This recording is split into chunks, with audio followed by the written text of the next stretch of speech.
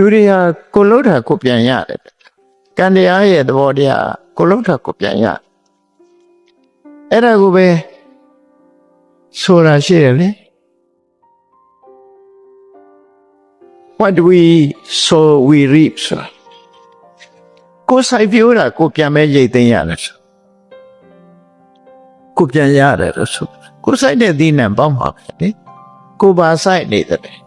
ကိုကဒုစရိုက်အလုပ်တွေလုပ်တယ်ဆိုရင်အဲ့ဒီဒုစရိုက်အကျိုးတွေကိုပြန်ရမှာပဲကိုမရဘူးလို့လူတွေကထဲနေကြတယ်ဥပမာပဲသူရသက်တတ်တယ်အေးကိုပြန်လက်ခံအမဲ့အခြေအနေရောက်လာတရားဥစ္စာခိုးတယ်ကိုပစ္စည်းခိုးခံ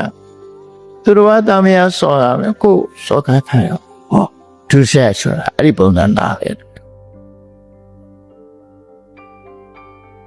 ဒါလည်းမသက်ပြီးရှင်းရှင်းလေးရေးထားတာကံတရားတွေရဲ့တဘာဝဟာတဲ့ကိုကသူများကိုဒုက္ခရောက်အောင်လုပ်လိုက်တယ်အဲ့ဒီဒုက္ခသူများကိုတွားပြီးတော့နှိပ်စက်တယ်အဲ့ဒီကိုလုံးလိုက်တဲ့ဒုက္ခဟာတုံ့ပြန်ပြီးတော့ကိုယ်စီတစ်ချိန်ကျတော့ပြန်ရောက်လာတယ်တဲ့အဲ့ဒီဒုက္ခမျိုးပြန်ရောက်လာ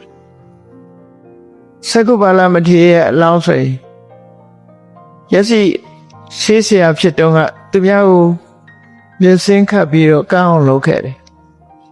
အဲ့ဒီကန်းအောင်လုပ်ခဲ့တဲ့အကုသိုလ်ကဖြစ်နေရဘဝမှာကိုယ်ကမျက်စိကန်းသူများကိုလုပ်ခဲ့တဲ့သူများကိုပေးခဲ့တဲ့ဒုက္ခကိုပြန်ရအဲ့ဒါကံတရားတွေရဲ့သဘာဝပဲ